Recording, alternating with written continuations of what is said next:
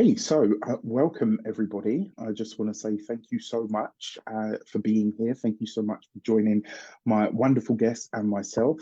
It really means a lot that you will be spending a part of your Friday with both of us. And for those of you that are watching after the fact, it also means a lot to both of us. So obviously we are here to talk about the Libra full moon lunar eclipse that's happening on the 25th of March. It's a pretty big deal because all eclipses are. So I'm going to talk about that in just a moment. But before I get started on that, let me introduce you to my wonderful guest, Latao Wang, who is a wonderful author, an Oracle deck creator, and as if that wasn't enough, he's a former student of mine, which I'm very, very proud of. So I had to mention that. All right, Latao, please let everybody know, say hi to everybody and let them know where they can find you and all about you. Right. Well, first of all, thank you so much for having me today, Raphael. I really enjoyed the class that you were provided. I think that was maybe a year ago, last year, right? The course, yeah, and it was very enlightening for me. I started my spiritual journey as an astrologist, right? So I was studying astrology and also mythology, and this has a lot to do with my oracle deck. We call it Oracle of the Mythic Heroes. Because my first astrological teacher was very much about mythology. I didn't really study astrology in the traditional way. I started with reading, Homer's Iliad and Odyssey. And from those stories, my teacher would ask me, so what do you think the sun means? What do you think Saturn means? Et cetera, et cetera. So it was a very interesting journey for me to understand astrology and mythology. Yeah. So yeah, and these days I'm located in Hong Kong, and I same as Raphael, I see clients one-to-one sessions, astrology and spiritual counseling sessions. Yeah. And again, thank you very much, yeah, for having me. I'm really glad to be here. No, it's awesome. So, for those of you that don't know as well, Latau has a wonderful following on Instagram. You can find him there under the Kingdom Healer, right? So the Instagram is just my name, Latao Wang. Yeah, that's Okay. yeah. The Kingdom Healer is my business name. Yeah, yeah. Yeah, well, I love it. I really like it because you Thank you. can like imagine my brain starts kind of Ah, throwing up all kinds of ah, wonderful ah, ideas and stuff. ah. Okay, so everybody, if you are here and you can hear us and you can see us, let us know where you are hailing from at this moment in time. If you're here in the UK, then I know it's quite early, but if you are elsewhere in the world, let us know where you are because that would be great. Okay, so obviously we're going to get started on the eclipse. So there's a few things that I want to talk about in terms of an eclipse. So when we think about eclipses, they really are pivot points, right? This is a point at which we shift. And so one of the ways that I like to explain this to people is it's like your life is going almost like a train track, right? Your life is going one way, and then when the train tracks switch, that is what happens when an eclipse hits. It sort of sends us in a different direction to what we had kind of thought we were going in Mm, previously. So that's one way you could see this. Another example that I like to give is it's like the universe rerouting your life sat nav in a way. So saying you were going this way, but actually we're going to send you on a little bit of a detour. So when we think about a full moon lunar eclipse, the way that I like to think about lunar cycles is kind of like a pregnancy. So at a new moon, you've got conception or inception, and then obviously it grows all the way to full. And then when you reach the full point, that for me is kind of like when a woman's like really heavily pregnant and ready to give birth to the child. But and although a full moon is an ending, a completion, and a culmination, when you think about it like this, it's the end of the pregnancy, but the beginning of the life of the child. It's the end of pregnancy and the beginning of motherhood. So while it is a completion point and an ending, very often we do get new beginnings of sorts that come out of a full moon. Now, in order to be considered an eclipse, the moon has to be relatively close to the north or the south node. And this is what we call a south node eclipse. It is a penumbral eclipse, so it's not kind of like a really strong one in a sense. But I think it's still going to have a relatively decent sort of impact on some stuff, which we'll get into shortly. Now, that being said, with the full moon being on the south node, there's a few things that need to be considered here. The south node is an ending, a completion, or a release point, and this is a full moon eclipse. So this really is a true ending, completion, culmination point, really, if you like. I don't think we're going to get so much things that are born or inset, kind of out of it. I really do think that this will be a very big sort of shift point. And then the next thing that I want you to think about is think way back when to October 14th of 2023. What was happening for you at that time, right? And so if you've been with me long enough, you will have heard me say the new moon corresponds to its full moon. So a lot of astrologers will say, oh, you have a new moon and then 2 weeks later you'll get the results of that. Personally, I haven't seen that it stands up. It's always the corresponding full moon to the new moon, right? So we had a Libra new moon solar eclipse on October 14th of 2023. Now we're going to see the results because this is a full moon lunar eclipse in the same sign of Libra on the 25th of March. So we're now getting to see really what has happened in that 6-month period. But more importantly, we're getting to see just what was kind of shifted, changed, adapted, where our life sat nav kind of took a twist or a turn in a way that we weren't expecting. Now we get to see what the universe has kind of put into motion. You got anything to add to that, Latal? No, I really liked what you actually said. Yeah, I'm totally resonating with a 6 months period of time, right? So last October we had our new moon in Libra, and I think Libra, when we look at this, full moon, new moon, it's important for us to understand what Libra is about, and then we know what Yes. we're actually starting on, what we're ending, right? Libra is all about, for example, our beauty, relationships, contract. Sometimes this could also be about let's say all kinds of committed relationships, right? And I think that's ruled under Libra. And for me personally, last October was actually the starting point when I was thinking there's certain contract that I need to terminate. And I think we talked about this before, right? We did. We Yeah, did. and I was thinking, okay, this is not working out for me. I need to let this go. And literally now, it's this month. Let's say for the past 2 weeks, I have been dealing with the termination, the actual legal procedures. And so, this is why we love astrology, right? This is amazing synchronicity, as within, so without, as above, so below, right? It's just amazing to observe this. Yeah. Yeah, that's fantastic. Thank you so much for sharing that. I knew exactly what you were talking about when you mentioned it. Yes, yes. Yeah, that's great. And so you can see there, guys, that's a very real world example of exactly what we're talking about when we think about the sequence or the cycle of things. So, and that leads me really nicely on actually to the next part of the eclipse. So it is at 5 degrees of Libra. Bear with me just a second while I share my screen. He says, give me just a moment. All right. Okay, so please let me know if you can see the screen, if you can see the chart. Perfect. Okay, great. So this is a picture. So obviously, I always set these for London because I am in the UK. So you'll have to adjust this to sort of where you are in the world. One thing that really kind of struck me about this. So obviously, as we can see, Luna is in the sign of Libra, and she is at least 10 degrees away from the south node. So this is why we say it's not a particularly strong eclipse, because that's quite a wide orb, especially for what we would consider a lunar transit. Even still, it packs a punch and it packs a bit of a wallop.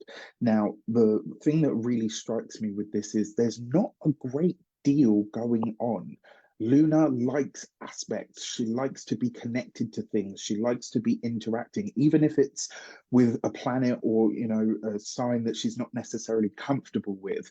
The moon needs a relational quality. And so to find her in the sign of relationships, Libra, and not really doing a great deal, but what she is doing for me, and I personally really felt this when I looked at it, is the moon, even though it's at 5 degrees, so it's missed the trine, it's Pluto after all.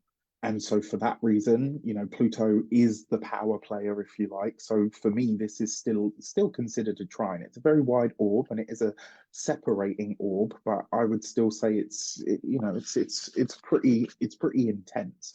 So if you're noticing, I mean, we're still 10 days out, which is really interesting because there's 10 degrees away from the moon in the south node, right? So we've still got time for this, but you will probably start to feel the intensity building at least, a couple of days before. So usually what I like to say with a lunar transit is observe the day before, the day of, and the day after. That transit window tends to kind of tell you what flavor, texture, and shape it's going to take on the ground, right? So the moon rules the people, the moon rules the everyday experience, the embodied experience. So we tend to feel it very personally, we tend to see it play out sort of very viscerally for everybody. When it comes to an eclipse, you want to be looking really at the 3 days prior, the day of, and the 3 days post. So basically, an entire week. That week really it's a bubble effectively that really gets you to understand where that eclipse is kind of showing up for you.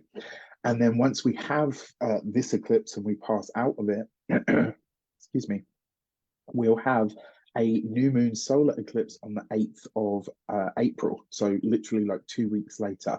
This is important because the point in between eclipses I affectionately named many, many moons ago, the midpoint between the magic and the madness. It really is like when you're in between eclipses, things get really, really weird.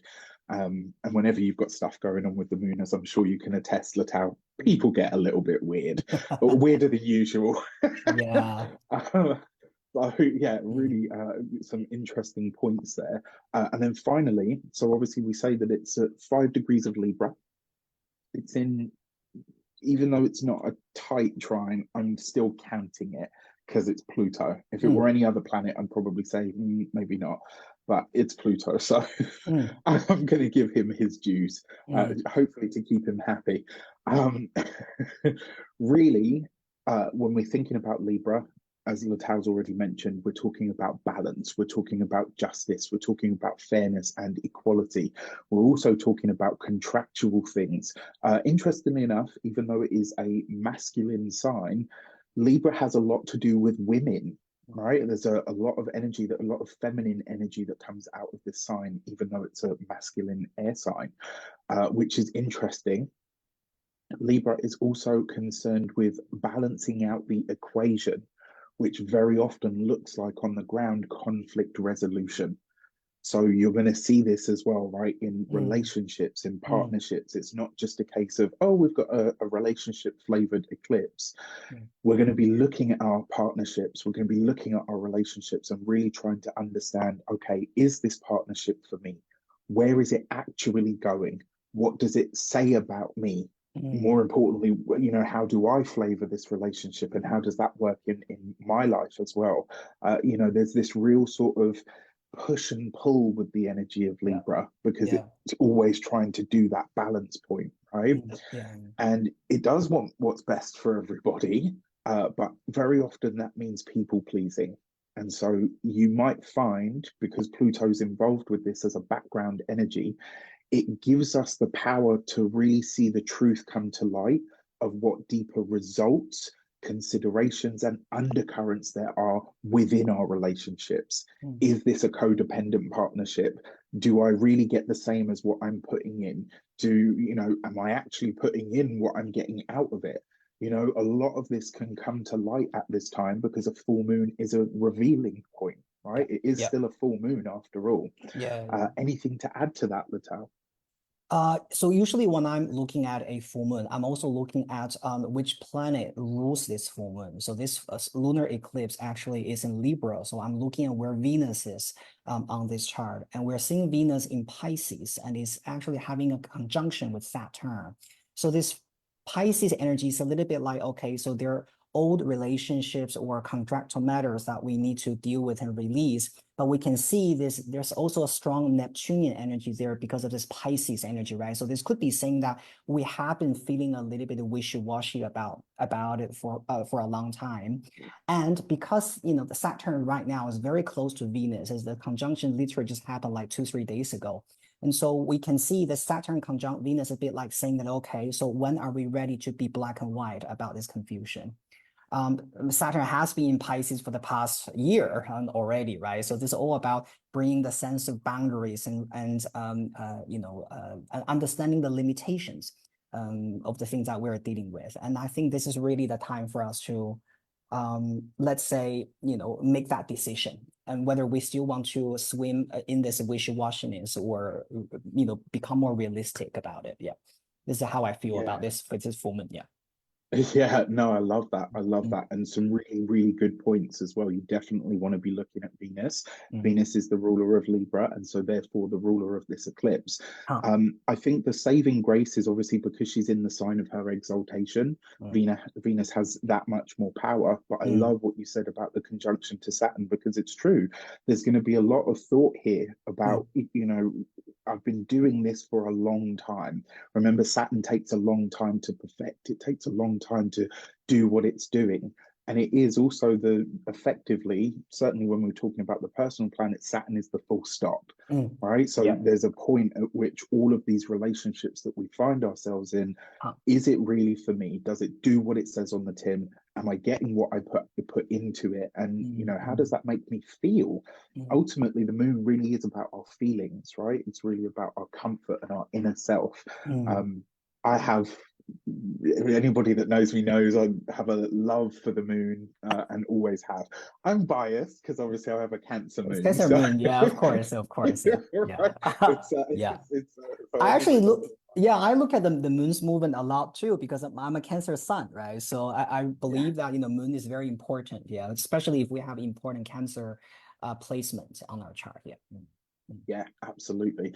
So a few more things to mention about the eclipse, and then we're going to get into mm, some fun stuff. So one is the trine to Pluto is really offering us a chance to make a decision. That's the Libra energy that will empower us, Pluto, for the future, right? Because Pluto is in Aquarius. So there's a kind of thread running through this where we are thinking about what comes next. I love that you mentioned Saturn because it's like, okay, I've come out of this part of the relationship or I'm moving away from that and I know I need to make a hard decision, right? Saturn giving that reality check, but that trine to Pluto is saying, okay, but where do you go from here? What mm, will you accept in the future? And also, when we're talking about Pluto, it's like, what are the deeper motivations for you on that sort of, visceral level? mm, The second is Libra is a cardinal air sign, all right? mm, So it provides us with the right active energy to mm, do something about closing out in mm, our lives mm, or finally birthing, because it is a full moon after all, mm, um, what we're really ready to stake a claim with in the world in some regard. So that's something to think about here. The fellow air signs, Gemini and Aquarius, will be getting. I think this will be a much easier and smoother eclipse for you guys because it's in a trine energy to you. So it's paving the way for plans that long since have been in motion or maybe seeing satisfactory closing out of things. The fire signs, Leo and Sagittarius, are getting really nice opportunities from this because the full moon lunar eclipse is at a sextile angle. Now, I always say to people, a sextile is just an opportunity. You have to work it. You've got to do something with this energy in order for it to turn into something that you can say, yes, this is great. Finally, Cancer and Capricorn. This is a little bit of a more bumpy energy for you guys because it offers a square, right? So but yeah. one of the things that I love about square energies is it kind of makes you uncomfortable enough to actually make a change. Mm, You mm, get really sort of, you know, pissed off to go, sorry, YouTube overlords, to say, okay, I'm not having this experience again. This is what I'll put in place to ensure that never happens moving forward. So it can be a good thing in the long run. It's just intense at the time of the sort of experience, if you like. Anything to add? No, I think that's pretty much how I see this as well. I think, yeah. Thank you so much. Cool. No, thank you. Mm. Okay, so Latau, please Mm. introduce everybody to Mm. your Oracle deck, and let's get started with that. Absolutely, yeah. Well, first of all, again, thank you so much for letting me share my recent publication. So, everybody, I'm the author of Oracle of the Mythic Heroes. I don't know if you can see this clearly. Yeah. So this is a 40 cards Oracle deck. Also includes a guidebook, 256 pages guidebook that I wrote. Compared to a lot of the Oracle decks out there, I really put a lot of effort into writing this guidebook because I believe, first of all, this deck of cards is based on Roman and Greek mythology stories, and so half of the book is my own rendition of an ancient mythology. Retelling the stories from my own personal perspective, and my intention of creating this deck is to give everyone an opportunity to understand the lessons from our ancient heroes and heroines, because deep down I believe that we are the myth, and after thousands of years we're still learning exactly the same lessons with our ancestors. We might feel that they are so far away from us, but until right now, I mean, today we're still learning exactly the same lessons. All the themes that I've written in the book, like for example, how we deal with our insecurity. For example, how we can cultivate our own sense of leadership. Or this could also be about, our sense of transformation, change, letting go, adventure for Sagittarius, and also, let's say, in Capricorn, oh yeah, building foundations, right? And so the 40 heroes that I've written in the book, I've divided them into the 36 decans of astrology, right? And so each zodiac sign would have 3 heroes there, and each of them would rule 1 decan. And I think this book could be, and this deck of cards could be very, very good for people who are interested in astrology, because it does have a very, let's say, strong astrological theme in it, and for people who are also interested in the ancient Roman and Greek mythological stories. Yeah. Nice, really nice. Thank you. Yeah, so I was lucky to be gifted a deck by Latau, and I have to tell you, the images are beautiful and the write-ups are, what I really loved about them was how you kind of do, although you get into the myth, you can see how it applies to now. Like how you can actually use this. And, for those of you that are in or have been a part of the Radiant Nation, we love the woo-woo, right? But we keep our feet on the ground, Yeah. right? And that's it. If you can't use it on a practical daily level, Yeah. it's not really going to help you. And that's one of the things that I loved about your deck. And I also love that you show up in the deck. It took me a moment when I was going through the cards. I was like, oh my God. Yeah. That's brilliant. Yeah. So there are a lot of case studies I put in the guidebook, right? So each chapter has 2 sections. The first part is the mythology story, and the second part is called the teaching. And usually I will have one. I have one case study, in my actual counseling practice. Yeah, I'll talk about in a very, very quick and easy, simple way, yeah, and to see how this card is related to an actual counseling case.